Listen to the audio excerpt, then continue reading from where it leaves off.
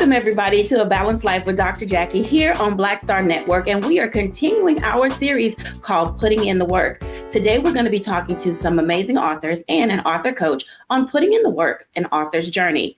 I know you got a book in your head, you got a song in your heart, you got something you want to say, but you just don't know how to get it out and put it on paper. Today, we're going to be joined by Linda Griffin, who is our literary author coach. Also, Charlotte Avery, who is an author of a wonderful children's book. We'll be talking to Catrice Nolan, who is writing a book about her journey through breast cancer, as well as we're joined today by our Level Up coach, Dr. Tierney, who writes about all things just keeping yourself together. Welcome in, everybody.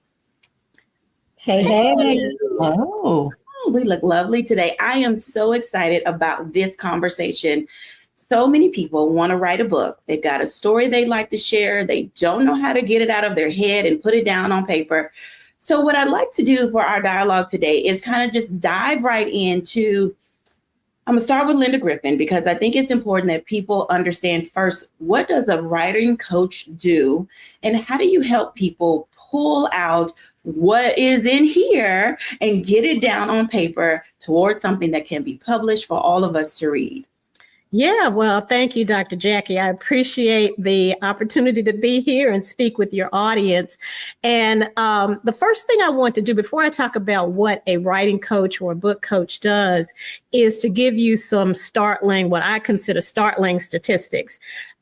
It used to be that back in 2005, there were about 280,000 books that were published on an annual basis. Well, over the last few years, that has exploded, and over 2 million books are published every year. That is both traditionally published with a publishing house as well as independents. And so I like to start out with that statistic because it kind of gives you a level set. Right? If you are an aspiring author, this is the kind of competition that you're up against, right? Over 2 million books being sold. And when you think about that, there's a limited amount of shelf space in a bookstore, right? And even online, there's a limited amount of shelf space online. So when you think about that, your book that you want to write is going to be competing with 2 million other books, right? So one of the first things that I tell people to do is you have to find your people, right? Because publishing a book and getting it sold is you're fighting with all these other books out there. So what you want to do is talk directly to the people that are in your community that are going to be buying your book. And I know we're going to talk to Catrice Nolan a little bit later, because she really found her people, if you will, her breast cancer survivors, and she wrote her book because of that. So now let me back up a little bit and talk about what a book coach can do. And the first thing I would say to people is, if you're considering hiring someone to help you, and if you're not a professional writer, I highly recommend that you do that, but you want to make sure that you investigate carefully. You want to get referrals from other people who have used this person before, and you want to read carefully what's in their contract and what they actually provide. Because depending on who you are and where you're starting in your journey, you may need different help. So you may have an idea, but you don't have any idea where to get started. And so you may need somebody that's going to focus on helping you crystallize what the idea of your book is, right? And what should the topic be? Let's just say it's a leadership book, but there are so many things that you can do from a leadership perspective, and you may know a whole lot about leadership. So a book coach can help you narrow that down, narrow that focus down. Now, you may already have your topic. You may already have things already written. Like some people come to me, they've already got a first draft, but it doesn't flow. It doesn't hang together. Like the chapters don't really flow from one to the other. So you may need someone to help you structure those chapters. And then other people come, they've already had the book written, it's edited, but they don't know how to get it into print, right? And so you might want somebody that can help you get it and you and help your way and, kind of brush away all the cobwebs and help you figure out how to navigate through that journey. Absolutely. And I want to invite our other authors in because you've spoken, Linda, about an approach to writing, and we all have come to it in very different ways. Charlotte Avery, what was your approach to writing your books? I write about what I know about. And what I know about is motherhood and children and working with women. And so what I really did is I just kind of dealt with what are the questions that people are always asking me, especially when I wrote my first book, which was on motherhood. I just said, you know what, here I am, a mom of almost 3 kids, and they're just things that no one ever told me. And I was like, why did no one tell me this? I just wrote a book about it because I was like, somebody needs to know like what's going out in these motherhood streets that no one told them. And so that's how I ended up really writing that book and coming to find out. I didn't even do a study for my group because I was like, there are moms everywhere and there are new moms every day. And so I was like, I didn't want to give moms a book that was like, every mom is given What to Expect When You're Expecting. And it's like this really thick book. And I was like, nobody who's really busy wants to read a thick Bible book like that. And so I just wanted to write a book that was quick, that it was easy, that told the truth, and that was funny. And so that's what I did. I wrote about what I knew in that particular season of my life right then and there. I like that. Dr. Tierney, your approach. Yeah. Talk to us about your approach to writing. And I say it like that simply because the way you speak, the way you run your YouTube is also pretty much how you write. So it's got this really light, easy, airy flow to it. But it also comes from a place of I really did some really, in-depth self-reflection about who I am and what I know. So how is your approach different from the ones that we have heard? Yeah. Well, really, you just really laid it out. I did not sit down and think about first of all, I did not sit down and think about writing a book. Okay. Sugars, y'all have probably heard me tell this story about how I lost my good job unexpectedly. And as I'm talking to God about losing my good job and trying to help me get another good job, he started talking about a book. And I'm like, sir, I need to book me a job. Why are you talking to me about writing a book? That's the wrong kind of book, Lord. I know I said I wanted to write a book back long time ago that I thought was going to be a textbook because I was in education, higher education. But right now I need a job. And he said, no, your job is to write what I say. And so that's what I started doing. I just showed up at the computer, and I tell people all the time that I was just the vessel. I just showed up at my computer.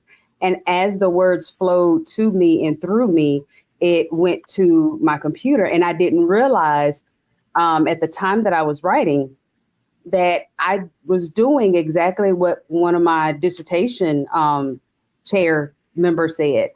I write the way that I talk. Mm-hmm. So when you pick up one of my books, it's going to sound and feel like I'm sitting right there talking to you. So I didn't take a technical approach, or I didn't take a very structured approach. It's very conversational because the way that the book came to me was in a conversation with me and God. And he just said, talk to the people, say what I'm telling you to say, reveal what I'm telling you to reveal. And I bear my soul in those books because it is really just me inviting the reader along a journey that I myself had to go on. So if you're wanting to get to that next level, if you're wanting to achieve your goals, then we're going to do this thing together. And I'm just talking you through it in the same way that someone had to hold my hand and talk me through it. So that was pretty much my approach, a very relaxed approach, a very comical, easy read. When you approach, like you said, my YouTube channel, my books, or just coaching with me, or just having a coffee with me. Actually, I should say tea because I don't like coffee. Having a tea with me. You're pretty much getting the same Dr. Tierney in whatever medium you're picking up.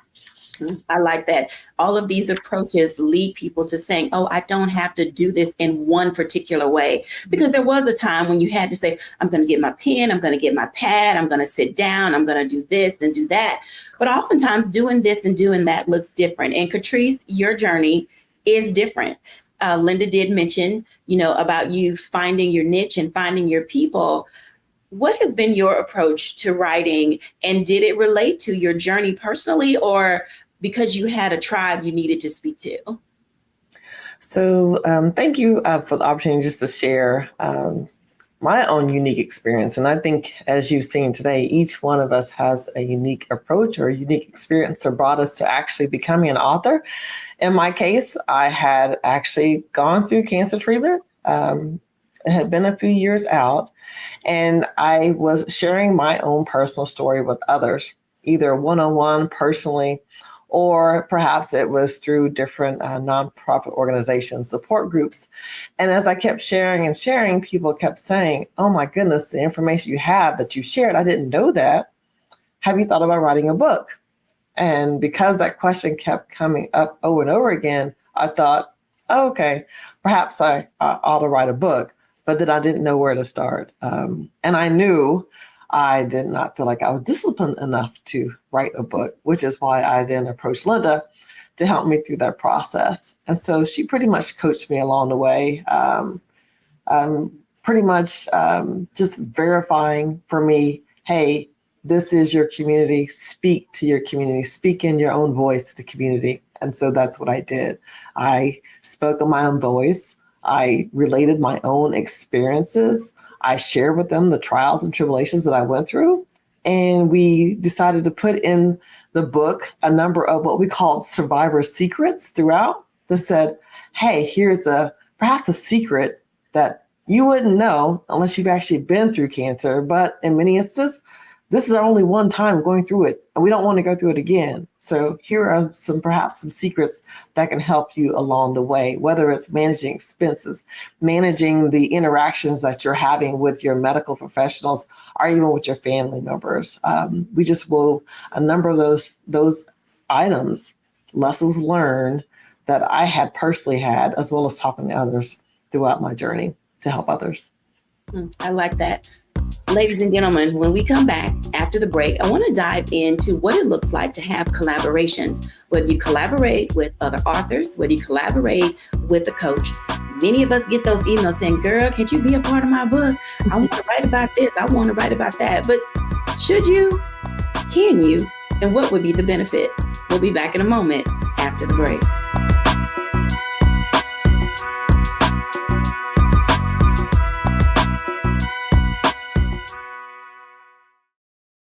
Hello, I'm Isaac Hayes III, founder and CEO of Fanbase, and I'm here with a very important message.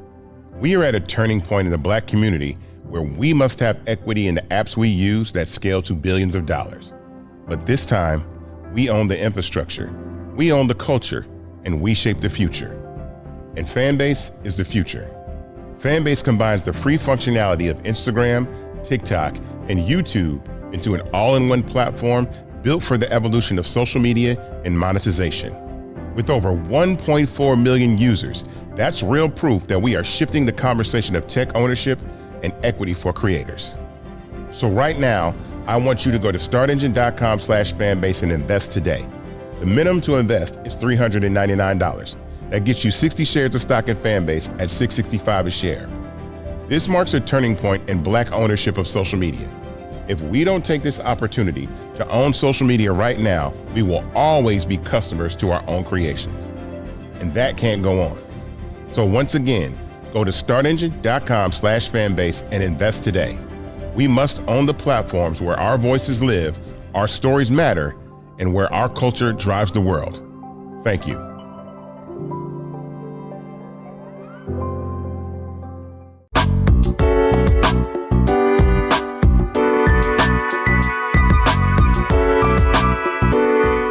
Welcome back, everyone. As you can see, I hope you have your pen, pad, and your digital device, because there's some wisdom keys that are being given today so that you can get what's out of your head and in your heart on paper.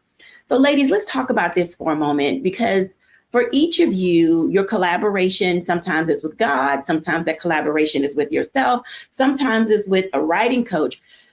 I'm gonna start with Linda Griffin because we all get these emails, Linda, that say, hey girl, I'm writing a book. It's gonna cost you $500 for you to get in what you want to share. How do you discern whether or not you should be a part of a collaborative book or an anthology, whatever they're called these days, or if you should just do one-on-one with a writer's coach? And does a writer's coach help you find your chapter or two chapters in this particular collective? What does that collaboration look like? Yeah, very good question. I really want to start by reflecting back on something we said in the last segment, and I think all of the authors mentioned this, but it's really key to write in your own voice. I always tell my clients, write like you're having a conversation and with one person, because a lot of people think about a book and, oh, I want everybody to read it. Well, yeah, you want everybody to read it, but if it doesn't seem personal to them, they're not going to read it, right? So you want to write as if you're sitting down, having tea or coffee with another person and speaking in a conversational language. The other thing that came out in the last section is short. Books need to be short. And when I say short, I mean 150 to 200 pages max, because people don't want to read a big 300-page book anymore. That's not where we are as a society. And so you want to make sure that you hone in on one specific topic, not everything that you know about everything that you've ever learned, and focus in your book on that. Now, about collaborations, there's some advantages to collaborations. If you feel like you don't have time, or if you feel like you don't have enough information to write, let's say, a 100-page book, then a collaboration might be good to get into one of these anthologies, because typically you're only writing one chapter. And usually the person who is running the anthology gives you some guidelines, like it needs to be, 300 words, 500 words, whatever it is for your chapter. And so there's some advantages to being able to say that, hey, I'm part of an anthology book. The disadvantage, though, is that it probably won't have your name as the author. It'll have the person who owns the collaboration's name as the author or / editor. And so it's more difficult for you to market it. So I want to step back for a minute, because one of the first things that I tell people to do is you need to understand what your why is. Why are you writing this book? What do you want this book to do for you? How is your life going to change after you write it, right? So if it's something where you want to get, let's say, speaking engagements out of it, then the book that doesn't have your name on it as the author might not be the best vehicle for you, because what you want to do when you approach these event organizers is you want to say, I've written a book and here it is, right? So that's kind of the downside to a collaboration. But if you just want to get your name out there, and especially if it's a reputable person who's done anthologies before, then it's a good way to get your toe in and get you some practice doing some writing. Get you in some practice. Dr. Tierney, talk to us about that for a moment, because Linda brings up a couple of good points about, one, writing in your own voice, but then also, who do you collaborate with when you think about your audience or other people? Dr. Tierney, if you were going to do a collaboration, especially in your vein of leveling up, what type of individuals would you be looking for professionally or personally that have experiences would tie into that? Because oftentimes people don't know where to get the people to be a part of a collaborative book. Yeah. Well, to answer this, I want to jump back to something that you were talking about before we went live here, where you said, okay, well, I already know that when I gather my sorors together, we're going to have an amazing conversation, and so just even in you saying that kind of answers this question. Who are those like-minded individuals that you already know you guys have a similar, not the same. It does not have to be the same. You don't have to have the same voice or the same ideas or, but there is a similar thought stream or process, or that would make for a good collaborative, that would make for a strong finished product of this book. So look at some of the organizations that you're in, some of the academic circles that you are members of, because that's where you will be more likely to find people that would ultimately help to create this, this finished product of a book. I would also say that you need to be very clear about, like, what was just stated, be very clear about what the intended outcome is for the book. Particularly with the collaborative, it's usually good to go in saying, hey, I want to hit these 5 topics. Which of these topics do you feel would be best for you, instead of saying, well, I kind of want to, and then you're just going to have a mess on your hands. So making sure that you are very clear about what this book is intended to talk about, and the topic that it is going to hit on will help you further identify who are your players that you need to have at the table to be contributors to the book. Thank you for sharing that, because this allows me to pivot just a little bit when you think about the relationship between the writer and the writing coach. And this is where Linda and Catrice are going to share with me and the rest of you who are watching. So there's one thing to collaborate with a group of people in a book. Everybody has a voice. The person who is doing the collab understands where they want to go and they want specific voices. But then there's that one-on-one relationship of who do you want speaking to you while you're trying to put your work together. So Linda and Catrice, this collaboration that the two of you have, this relationship that you built between coach and author, how does that develop? And Catrice, what was that experience like for you working with the writer's coach? My experience was good in that she held me accountable. Like I mentioned earlier in the previous segment, I do not believe that if I had not had a coach, that I would have completed the book. There were so many things that are competing in your just everyday life that for myself, the fact of writing a check is sometimes can be motivation enough for someone. But for me, it took another step. It was Linda actually pressuring me at times, and it was good pressure, to, no kidding, here are the milestones. These are the targets that we need to meet. These are the timelines you set up. Catrice, where are you at with this piece? It was truly, truly a coaching experience for us. So in that regard, it definitely helped to make me accountable. I like the accountability word. Linda, talk to us a little bit about the trust. Because yeah, I was going to say that. I think the big thing is, if you're going to work with a writing coach, work with someone that you can trust, because this information that you're putting into a book, and let's just use Catrice as an example, as she said, this was her life experience. It was a tough experience in many ways, and there were some joyful moments as well.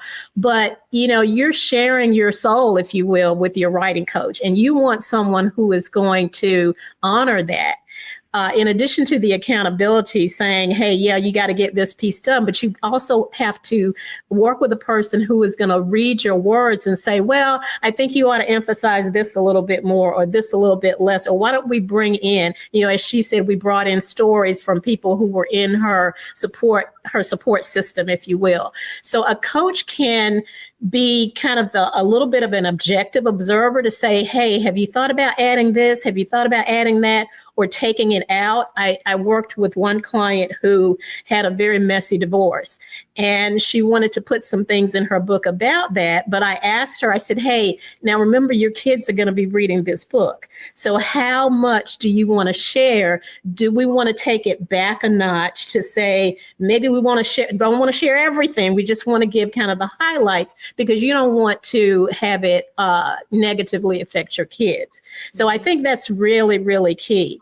The other thing I would say a coach can do is, as Catrice said, I want to get this book out, right? I want to get this book published. And so a coach can say, like in the case of Catrice, we said, we want to have it ready for October for breast cancer awareness, because it's a perfect tie-in. And so a coach can then backtrack and say, okay, if we want to be online and published in October, then we've got to have the first draft finished here. We've got to have the editing done there. So they can help stretch this thing out so that it flows, that you're not totally pressured and, underwater, but still get it done in the time frame that you want to get it done. So that brings me to the question for all of y'all. Where do you find the time? Oh my God. Where do you find the time to write with all of the things that are going on, the busyness of our lives, our work, our family, this, that, the other, and 10,000 other things? Where do you find the time to write? Charlotte Avery, fur baby mom, wife of one, Mom of 7 four. little people. Yeah. Where do you find the time, Charlotte Avery? Honestly, and that's such a really great and possibly a loaded question for me. But I will tell you that a lot of the times when I'm writing, I'm usually writing when I'm in the car, but I'm not driving.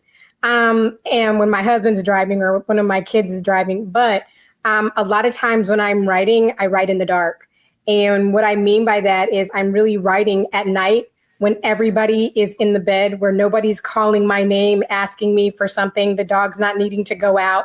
But it's really like usually in the late hours of the night where I'm able to really get my thoughts out. And I got to tell you, like sometimes, especially like the children's books that I've written, I have literally written those books. It's like God just gave me a download. Like the last children's book I wrote, I literally wrote that book on the way to church, manuscript, everything done. And then when I got home, I sent it to my editor and I literally wrote that book and on the way to church. And so sometimes for me, because, and I believe that the Lord deals with us and where we are in our seasons of life. And so God already knows that my time is really limited. So usually it's like he gives me these exponential windows of opportunity that just come out of nowhere. And he's like, I want you to write this right now. And that's what I do. And a lot of times it's when I'm riding in the car. A lot of times it's when everybody is asleep, because the daytime hours can be really busy for me. And even if I'm usually writing in the daytime, it never fails that because I still have kids that are, that are school age, I'm telling you, the school will call me. Now I've got to stop and do stop doing what I'm doing. And then like my writing, my creativity, it's just all gone. So a lot of times I write in the dark. Right in the dark. When we come back after the break, let's continue our conversation related to time. Where do you find the time to write? We'll be back in a moment after the break.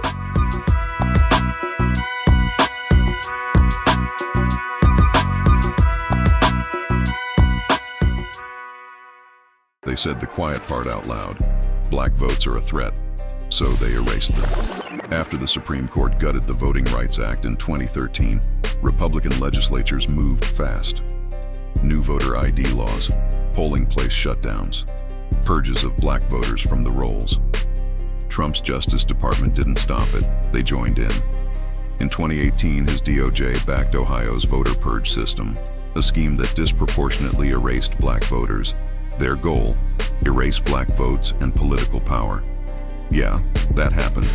These are the kinds of stories that we cover every day on Roland Martin Unfiltered. Subscribe on YouTube and download the Black Star Network app. Support fact-based independent journalism that centers African Americans and the issues that matter to our community.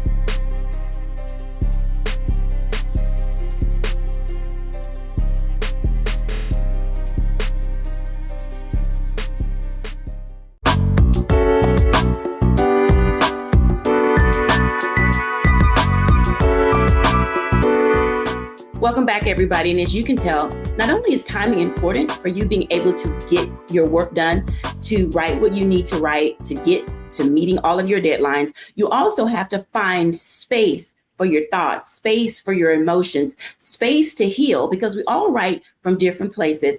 Dr. Tierney, talk to us about time. Well, Sugar, remember I said I lost my job, so I had all the time. I had a lot of time to just sit and write and think and write and sit and write and think. But within that, we've talked earlier about having the discipline, so having the time is just one component, because sometimes we're using that I don't have time as a cop-out. We're using it as an excuse when really what we don't have is discipline. You know, Charlotte just told you she wrote that thing in the car, you know, and I can tell you that when you have that book on the inside of you, that, and now I've never had children, but the closest thing I can kind of compare it to, it's truly a birthing. Like, you got to get that thing out, and it has to come out. Like, there is no stopping it. So you will write in the dark, you will write in the day, you will write at 5 a.m, you will write at 2 a.m, or 11 o'clock at night, because it is pushing and it has to get out. So I want us to be very careful in thinking or using time as an excuse, because you really don't, when it's flowing and you're locked in, you know, and you're really believing in that thing, and you are saying, no, this is what I'm doing, and fear is not in there, and the insecurity is not in the way. Oh, that thing will run out in 30 minutes. I wrote my first book in 9 months, and I didn't even realize that was fast until I was done. And somebody's like, whoa, 9 months, and it was completely done. And I was like, yeah, it just ran, you know, it literally like ran out of me, you know, so to speak. And that's with the studying, and that's what God dealing with me on some stuff, you know, in 9 months. But what it took was discipline. It took me showing up every day. You know, it took me, and I don't mean necessarily like writing every day, but me being present within me every day, me listening every day, me being committed to this body of work every single day, you know. And so that's the thing that we have to make sure that we have that discipline, or identify what's getting in the way of that discipline. Or, as you just heard, if we know that our discipline is a little sugary, then we need to get us a coach that'll help us with our discipline and help us, you know, stay accountable. So I don't want us to use time as an excuse, when really what we need to also be focusing on is our discipline. So that brings me to for our audience, I'm going to say that this is touchy, and I'm asking it this way because not only are there excuses, there's the readiness for your writing, depending on what you're going to be writing. There is hurt, there's pain, there's healing, there's self-reflection, and there's redirection. All of these things play a very big part. So Catrice and Linda, you talked about trust in that relationship, but when does readiness kick in? Because you got a chapter for it, you think you want to write it, but the tears won't stop flowing. So how do you find time to heal and find time to write? I think it's unique for everyone. Myself, I mentioned earlier, I did not write the book until perhaps 3 or more years after having gone through my cancer journey. And I think it was because it was at that point in time that I felt like I was actually helping others. So it wasn't necessarily a tool for healing, but actually ended up being a tool for healing, because I was helping others. And as you're helping others, it helps you to become more grateful about the experience that you went through. And that the hope is that what you went through can actually be a lesson that allows others to not have to go through some of those similar challenges that you went through. It definitely helped in that we talked about collaborations. In my particular story, I had my own journey, but also realized that my journey was unique. Also knew that my experience was unique. There were others who were around me that were experiencing what I was going through and having their own specific challenges. And so the collaboration idea that we came up with was to have my mother and father actually write a piece of the story. My sister, who at the time when I was diagnosed was actually pregnant with her second child, she actually wrote a piece and shared her story about when she found out and how she felt. It was so unique in that we actually hadn't talked about how she felt when she heard about me having cancer. The first time I saw it was actually when she wrote the piece and sent it in as a contribution. And yes, the tears did flow because it did make me relive that experience. But at the same time, it was rewarding in that we have made it through. And here's where we are at on the other side. And we actually put a piece in the book about being on the other side. And in that piece, my husband contributed about how he felt at the beginning and then how he felt towards the end. And so the book, although it wasn't intended as an avenue for healing, it actually ended up being one, at least for me and my family. I love that. Linda. Yeah, absolutely. And I think for a lot of people, depending on the type of book that you're writing, it can't, the act of writing itself, of having for the first time, putting it down on paper, so to speak, is part of the healing process.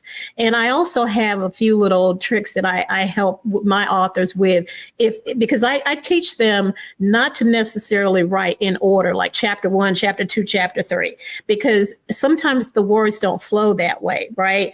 And so I teach them to use a mind map that just has everything, all of their key topics out there, and then they pick the one they want to write about today. That way, even though you may be struggling with a particular chapter, it may be too much for you today, then just pick another chapter, right? And write on that. And that sometimes helps people get through this whole process. And I like what Dr. Tierney said about not using time as an excuse, right? You want to find, for your personal experience, what is the best time of day for you to focus on your book? And it may not be writing. It may just be research. It may just be reading over what you wrote in the last chapter. But, I like to write in the morning, even though I'm not a morning person by any means. But for me, if I can get my writing done, the first thing I do before I start getting into the busyness of the day, that's how I can get things done. Other people have to wait until they get the kids put to bed, and then, at night. And now we've got so many tools. We've got, all of our phones have apps where you can record things. I encourage people, if you're not really a words person, you don't feel like you can put the words down, then just speak the words. We talked about that in the last segment about having a conversation. And so having a conversation using an app on your phone and then having that transcribed a lot of times gets you over that writer's block. Yeah, writer's block. Because there are a lot of y'all who are watching, and those of you who are here, it just poured out of you and it was like gravy on top of rice. Yeah, for some people, it is not that simple. It's not that smooth. No. Yeah, mine was not like that. If I can just share a story about my first book, which was written for the bed and breakfast industry. And I knew what I wanted to write. And I thought I had put it all down and gotten the first draft done. And when I went back and read the first draft, I was about to pull my hair out because it didn't flow. There were things that I thought I had said that I didn't. There were things that I repeated myself multiple times. And I was like, oh, my goodness. So you're right. It doesn't always flow. But, once you get the words out of your head, then there's always a way to fix it. And if I can jump on the back of that. Yes. Because mine flowed. Once I sat down at the computer and the oil started flowing, it was flowing. I was, we writing this book until I got to that chapter on forgiveness. And I was like, Lord, you done talking? And he said, no, ma'am. I need you to go to my word, go to the Bible and read everything that I said on forgiveness. And I was like, you kidding, right? Wait, no. And so I showed up the next day and it was silent. And even when I tried, because I had the direction he had given me, and it shut down until I opened that Bible and literally went through the concordance and read everything about forgiveness. And he was dealing with me on my unforgiveness. Mm-hmm. So in that time of me writing, he said, okay, now we got to stop because now I got to deal with you. You need some perspective on something that you thought you had dealt with, that we are not going to write anything else until we deal with that, until you go talk to that person, until you go heal this thing. Matter of fact, call your therapist in the process of this. And once I had done that, then he said, okay, keep the party going. And that's when then I was back in the flow. So sometimes, like we said, this writing can be a healing, process, but we also have to allow that time for perspective, so that thing can age well. Because now when I go back and write it, I'm like, oh, that was so brilliant. That was so good. But I know I had to stop and actually do that work in the middle of writing so that I can continue writing. So there is no, this writing process is not a clean from beginning to end and everything. No, it can be real sugar. I think we all laugh about that. And I'll bring everybody back in just a moment before we go into break. I think we have 2 minutes before we go into break. And I wanted to, so I'm going to preface this before I go into break, because Charlotte has written books for kids. Linda's helped people write books. And as you all are watching, you can tell that we don't write fiction. We tell the truth. We like to keep it 100. So whether it's self-help, whether it's personal experience and personal growth. When we come back after the break, though, I want to dive in with Charlotte, because Charlotte uses her kids in her books. And so we get permission from our kids to talk about them and the things that we write about. And Linda mentioned that too, about being important about sharing things before their time. We'll be back in a moment after the break.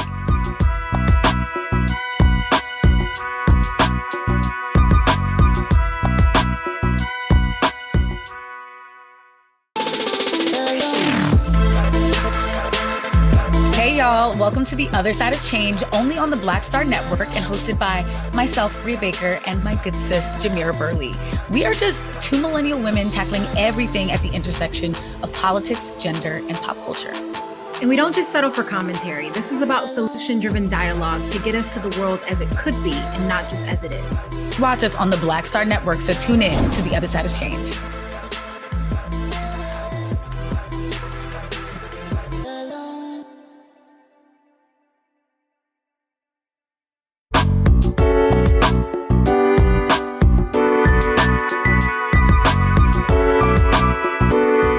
Welcome back, everybody. And as you can tell, writing can be so much fun. And we all enjoy what we do because we believe in what we say. We like helping people. We enjoy getting the word out and just moving forward. So, Charlotte, I'm going to ask you this question because Afro Izzy is about your son. Yes. And in writing, using your children, it's like preachers. So for those of you who are watching, all you PKs, I know you heard because your mama, your daddy, your auntie, your uncle, your cousin, somebody used your life story in a sermon and you were sitting on the front row just like, oh my God, I can't believe they did that. Charlotte, in writing for children and using your own family, do you have a conversation with your kids about that? Or was this something that Izzy wanted to do? I love that question. So when I got the idea to write Afro Izzy, I mean, it was totally inspired by him because, you know, Israel at the time, he had never had a haircut, you know, from birth to the time he was 9 years old. He's never had a haircut. And actually, he just recently got a haircut for the first time and now he's 14. But anyway, I wrote that book. And when I told him, I said, you know, Israel, I said, mommy is going to write a book about you. And he was like, really like, just so shocked. He's like, you are? Like, he was like really intrigued. And so he asked me what I was going to write about. And so I told him, but I told him that I also wanted it to be a surprise. But I told him that I wanted to write a book about him and his self-esteem and how much I loved how he fully embraced who he was as, you know, because he's the one who said Afro Izzy, because I would always ask him when his birthday came around, Israel, are you ready for a haircut? And he was like, no, ma'am, I'm going to always be Afro Izzy. I love my hair. My hair is part of me. And I love that. And I was like, gosh, I just want, you know, Black boys and kids to really walk in the fullness of who they are. And so even though he didn't know the story, he knew that I was going to write about him. And just his excitement and the fact that I was going to write a story about him, he was just so excited. And his excitement even made me that more excited. But the fact that I knew how it would impact other children, whether they were brown or not brown, whether they were boys or girls, the main theme of the book of empowerment and being who you are and loving yourself, it's a universal story. And so I told him, and I didn't necessarily ask his permission, but the fact that I told him and he was excited about it, it was amazing.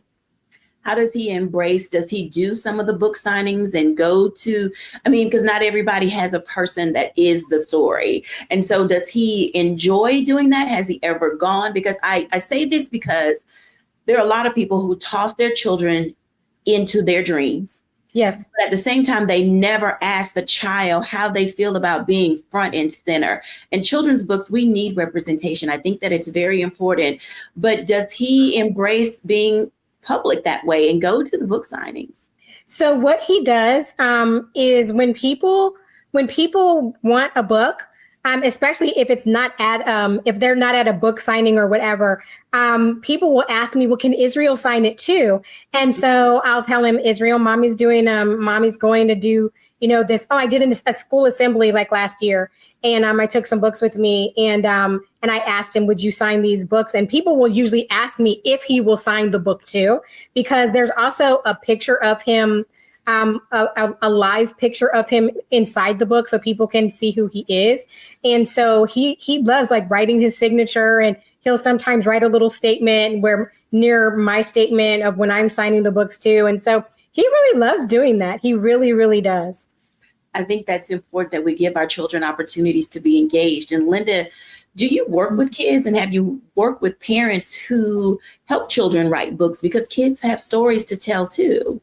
Yeah, I actually haven't worked with kids writing books. Most of the people that I've worked with have been parents, similar to what Charlotte said. I have a client, her book is called When the Bow Breaks, and it is about her daughter who had a natural hairstyle, always had it up in like bands and stuff. And this actually happened to her at school. One day it broke, it popped, and her hair just flew out. And so she wrote a book about that and how, whether she was going to be accepted or not. So it was all about self-acceptance and that kind of a thing. But it is very important for, I think, kids to also have a voice. And I know there are many young authors who write books about their experiences, but I have not worked with any directly. I want to, if you don't mind, I want to add something. I want to add this. So in the current book that I'm writing, which is not a children's book, it's really about the hard parts of motherhood. And of course, I know about the hard parts of motherhood because I have 7 children. But in saying that, I wanted to say that there are some stories that I'm sharing in this current book that I'm writing, that I have had to go to my children now, especially that they're older, to ask them, I tell them, I want to talk about this particular thing. Are you okay with that? And if they're not okay with it, then I'm not writing it. But if they are okay with it, I feel that it's really important to let them know, to let them know my desire and why I'm writing that story, but not because it's outing them, but so that it's helping someone else. But I tell you what, if there's ever a time that I am writing something that any of my children are like, well, I don't feel comfortable with you sharing that particular story, then I'm not going to do that, because it's not just my journey, it's my journey with them. And I can't just write about something that is my journey that has something to do with them if they're not comfortable. I just think that that's like a complete invasion and lack of consideration. Yeah. So let's have a coaching moment for that. And I'm going to talk to Catrice and Dr. Tierney about this, because listening to Linda and Charlotte talk, there are going to be times where some things need to be said. How do you all coach family and others around you when things are going to come out? Because both of these ladies are coaches. Linda's a coach, Charlotte's a coach, Dr. Tierney's a coach, Catrice is a coach. Each of you became coaches because of your life experiences and what you offer to people. I'm going to ask Catrice first, and I'm coming to Dr. Tierney, because you have something you need to share. And you need to share it with other people. And the kids are like, and the husband is like, and the parents are like, no, we're not talking about that. Catrice, when do you have the conversation of saying, this is very necessary, and what's holding you back? Not like you're going to push them toward it, but sometimes we can feel that, okay, so what's the anxiety? Why can't we talk about it? And how do you move people to having these tough conversations so that healing in that regard can take place? Because the book is going to be printed at some point, but maybe I don't want them to know my mom had cancer. Maybe I don't want people to know that I experienced hardship, because they're also trying to get their identity together at their age in certain circles. I think it is challenging, especially, children of, people who have been through cancer. It can be absolutely a difficult time for them. And we recognize that for our children when they're going through the experience. And I think that's one of the reasons why we waited a few years, right? You have to have some time to heal from those moments. Sometimes it can be a little bit too fresh. Sometimes time helps to heal. Time helps you to have those opportunities for conversations about how they felt going through that experience. And it also helps to, maybe bring back into the story to say, hey, this was a difficult moment that our family went through. And here's how we handled it, right, wrong, or indifferent. These are the challenges that we face. And based upon that challenge, here's how someone may or may not choose to handle the situation when they find themselves in that similar journey of cancer. There were some instances that my husband, he wrote and contributed some pieces to the book. And it was actually because of me asking him to write that he was able to face some of the things that he was uncomfortable with. But once he wrote it down, he felt way more comfortable sharing it with others. So it goes back to the conversation we had earlier about the healing part. Sometimes the book has forced us to actually talk about the situation, talk about what's uncomfortable, and talk about what we could do to make the situation perhaps more comfortable so that we can share it for others so that they can also experience that similar healing. Absolutely. When we come back after the break, I'm going to dive in with Dr. Tierney because we need to talk about how do you coach yourself, coach your family, coach people around you to be ready for what you have to say. Because guess what? It's coming out in print. We'll be back in a moment after the break.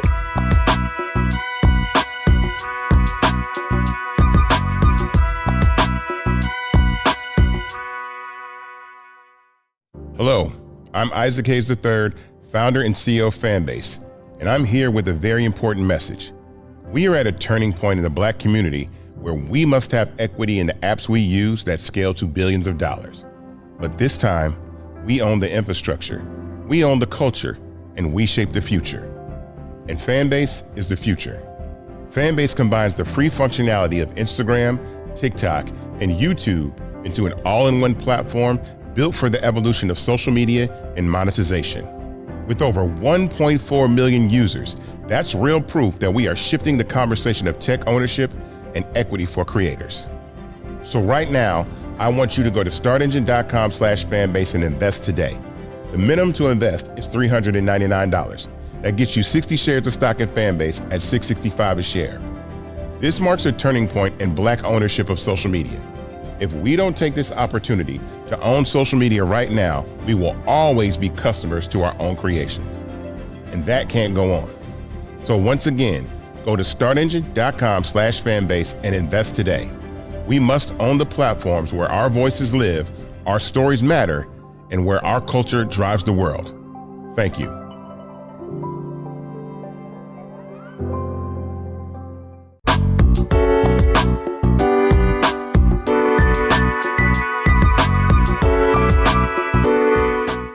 Welcome back, everybody. And so, these are the difficult conversations that authors have, that writers have, that coaches have with individuals who are in this space of healing and self-discovery and wanting to share information for the greater good. Dr. Tierney, walk us through this journey of moving people along so that things can keep moving along in this sphere of being an author and writer. Yeah. So I'm going to answer this question from the perspective of an author. Okay.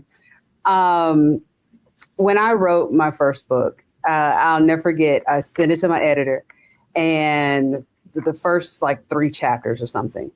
And my editor called me and said, "You just over there butt naked, no socks on, no nothing. You just really out here just truth telling. It's just telling on yourself. It's just telling that, and it's a very vulnerable space to be in, but what I realized in writing that first book was that was part of my calling, was to tell the truth, even if that meant telling on myself. I spill my own tea. Y'all have heard me say that.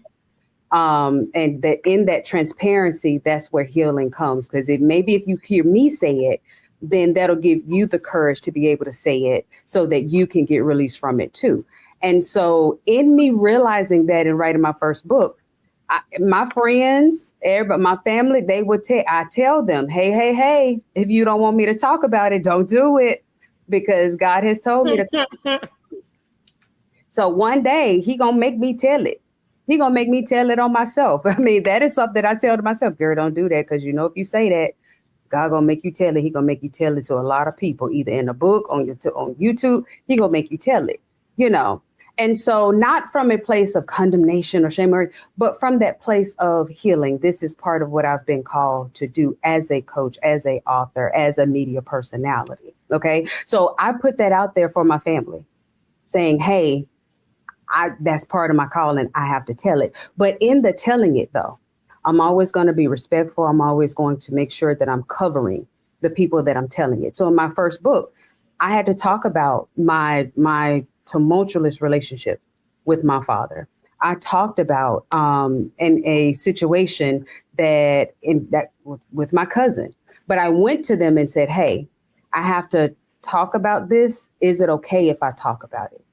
And they both were like, yeah, tell it. I mean, hey, now there were some other things that I had to tell that were purely mine, but were connected to some people. And in those cases, I obscured the name, the place, the time, the gender, the role, the title, so that you will never know who that person is. The reader would never know exactly who I'm talking about, but the thing, the story, the healing, the transformation that happened in it is what I have to tell. So I'm being very, very clear as I'm saying this, because a lot of times when we are the truth tellers, we think that to keep it 100, we got to air all the dirty laundry and embarrass everybody. No, there should always be a level of respect. There should always be covering. There should always be decorum, sugar.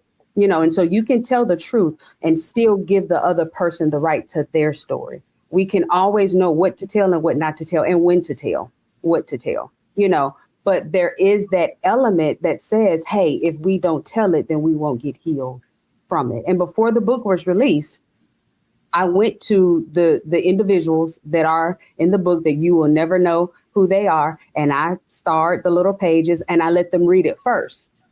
And they looked at me and said, you talking about me, ain't it? Yeah, sure, I'm talking about you. And they said, thank you for how you handled it, because you are telling the truth. And I didn't realize that this is how and it started a whole conversation that then led to some healing on their part. But because of how I handled them with respect, of how I covered them and gave them the opportunity to then make the decision of how they wanted to walk through their trauma, their triggers, their hurt, is what then helped the healing. So whenever we are telling it, it's not that we shouldn't tell it. We just got to sweep it under the rug, because then it doesn't ever get healed. But we should always be mindful in how we're telling it and when we're telling it, and making sure that we are always handling everyone that we are talking about, whether they've given us their permission or not, or if it's our story, if God has given us our permission. We should always handle it with respect and never leave anyone feeling embarrassed or uncovered or in shame, because that's not what this is about, sugar. Well, I have a question. Yeah, go ahead. So sometimes we write books, and when we write books, some of the things that people that we write about, some of those people are not living anymore. Mm-hmm. And so, I'm hearing what Dr. Tierney is saying about, writing with respect and dignity and what have you. And, sometimes people write books and they wait to write them after a person dies, so that they can really write to the depth and breadth of what was inside of them. Mm-hmm. And so, Dr. Tierney, I'm just wondering, even though Dr. Jackie's doing this interview, but I'm wondering, what do you think? What do you say about that? Well, if you're writing a story or you're telling something, what if the person is dead now? Can you feel free to now not out them per se, but to not, to say, what, my person did such and such, and so on and so forth. How do you feel about that, Dr. Tierney? Yeah. I think that's an individual decision based on that individual's healing process, and who else may be connected in that individual's scenario. So maybe grandmama is gone, but auntie is connected to whatever was there. So it may boomerang back on auntie. You know what I'm saying? Mm-hmm. So just making sure that we are really taking inventory of all of the players, all of the scenarios, that are connected. So yeah, grandmama might be gone and you may feel, okay, now I can release myself from, this and tell this story, but making sure that those that love grandmama and those that might have been still connected to it, maybe we don't say it was grandmama. Maybe we say, I got a friend whose grandmama, there's different ways that we can still tell it. And maybe it doesn't create this ripple effect of hurt. Now, in saying that, sometimes, Sugar, it is that the Band-Aid just got to be ripped off.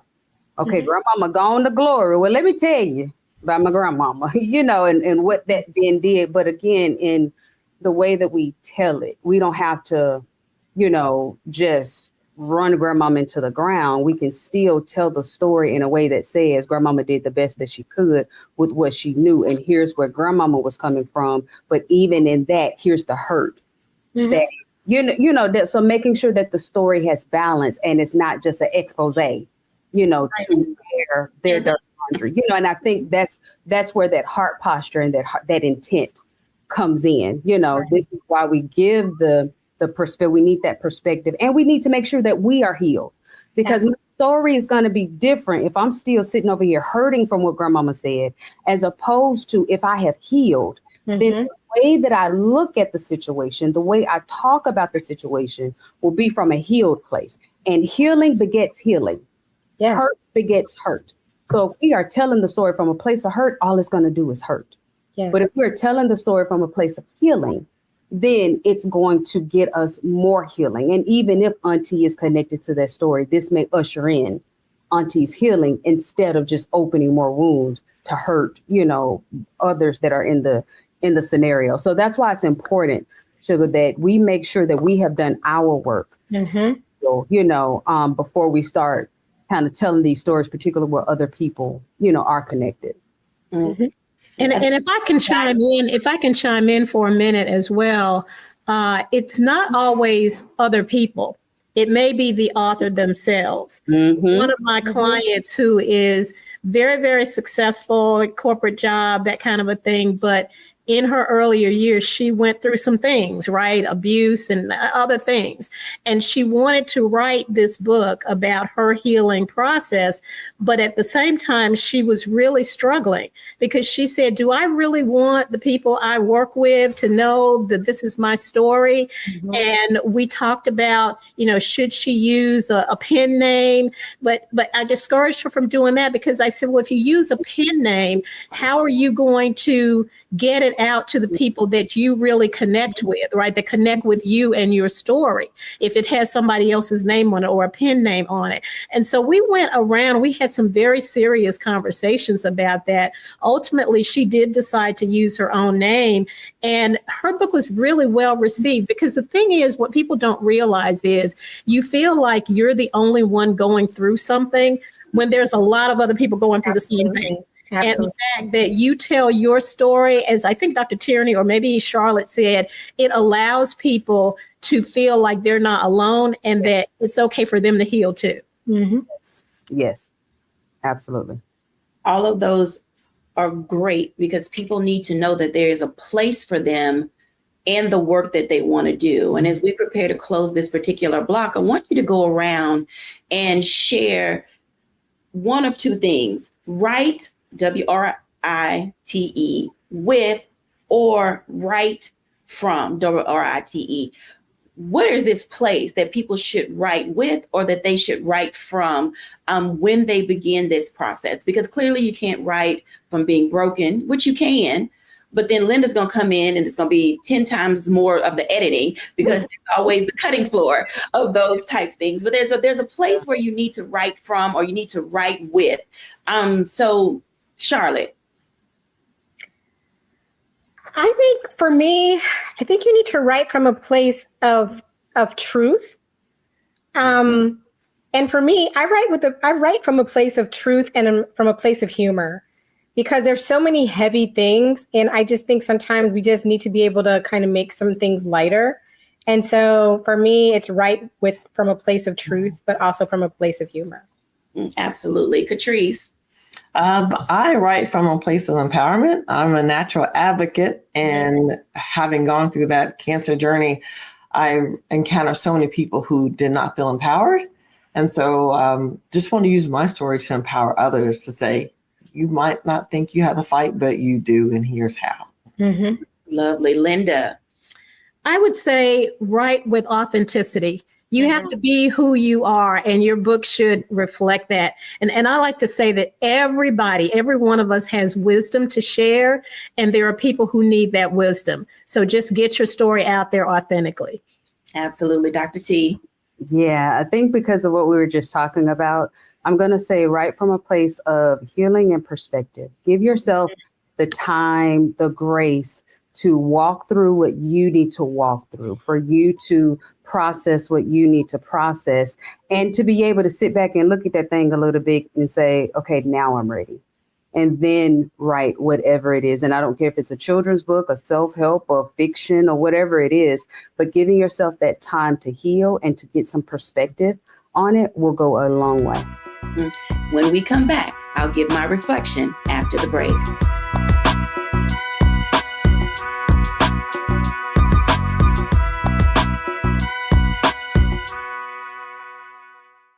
Hello, I'm Isaac Hayes III, founder and CEO of Fanbase, and I'm here with a very important message.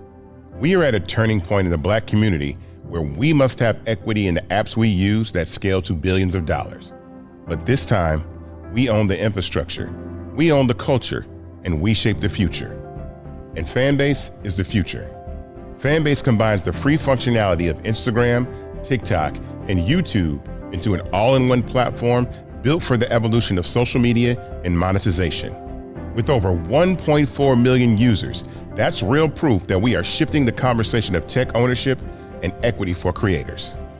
So right now, I want you to go to startengine.com/fanbase and invest today. The minimum to invest is $399. That gets you 60 shares of stock in Fanbase at $665 a share. This marks a turning point in Black ownership of social media. If we don't take this opportunity to own social media right now, we will always be customers to our own creations. And that can't go on. So once again, go to startengine.com/fanbase and invest today. We must own the platforms where our voices live, our stories matter, and where our culture drives the world. Thank you.